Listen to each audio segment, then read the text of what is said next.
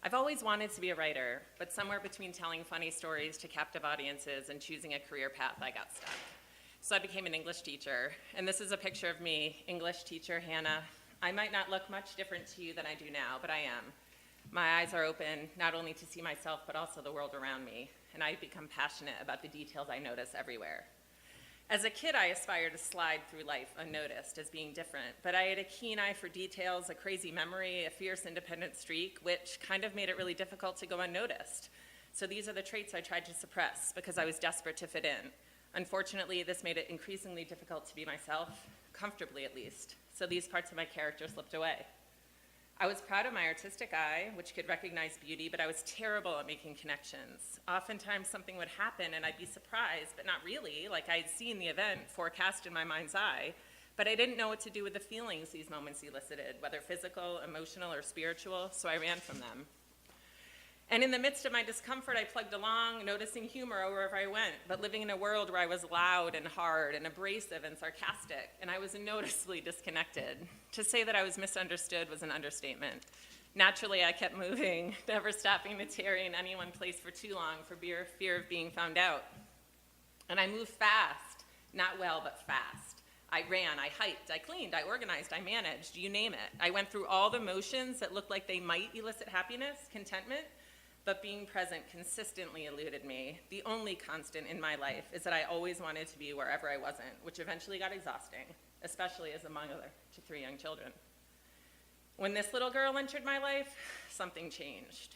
Cora was born with a congenital heart defect, which I knew meant a rocky physical road ahead, but what I did not know is that her coming would eventually set me free.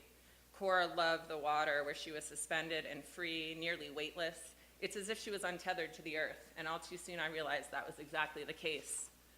As Cora's mom, my vision became increasingly sharp and focused. For the physical journey I was walking with her, it had to be, but spiritually it was being fine-tuned as well.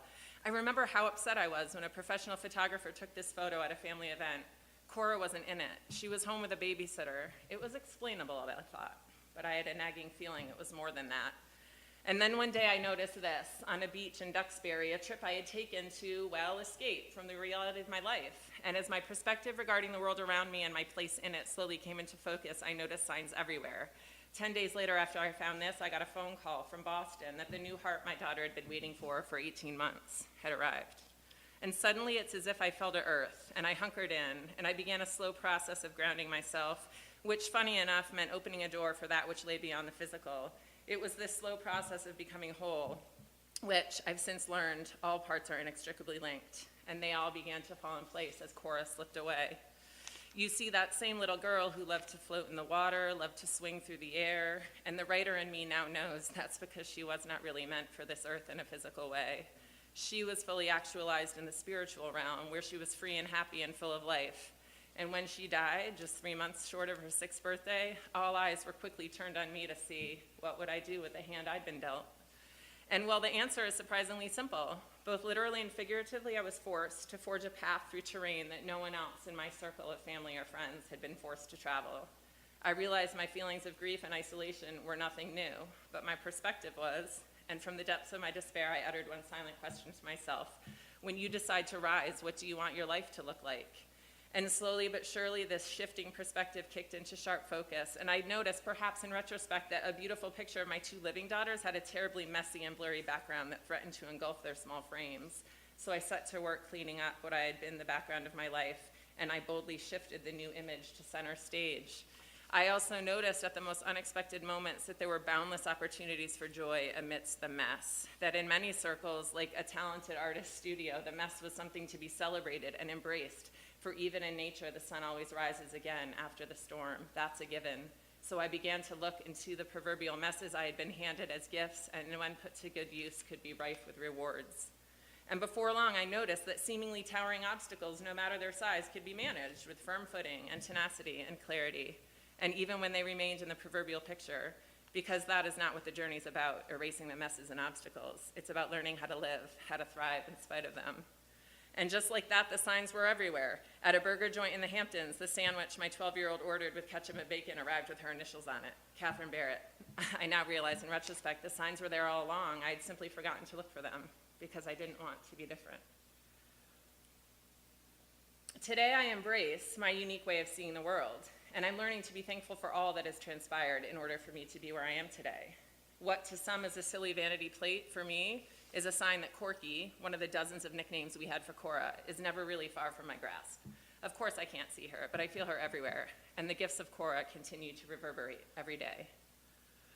A few months ago, my best friend reached into his pocket and handed me $21, all the cash she had on hand. I then ducked into the store to pick up a few groceries for dinner, and with little thought of the paper bills in my hand, I got exactly what I wanted and got in line, and this is an image of the receipt. In shortly, that paltry sum was enough, exactly enough, and so I kept on moving, albeit far more deliberately than ever before, cognizant that when one's faith is larger than fear, things always work out. And I'm thankful for this newfound perspective and for the journey that brought me to it. I'm also thankful for those who have decided to walk with me, for not everyone has. Funny enough, this quotation has become a favorite of mine. It appeared taped to the foot of Cora's bed 24 hours following that fateful heart transplant I told you about earlier.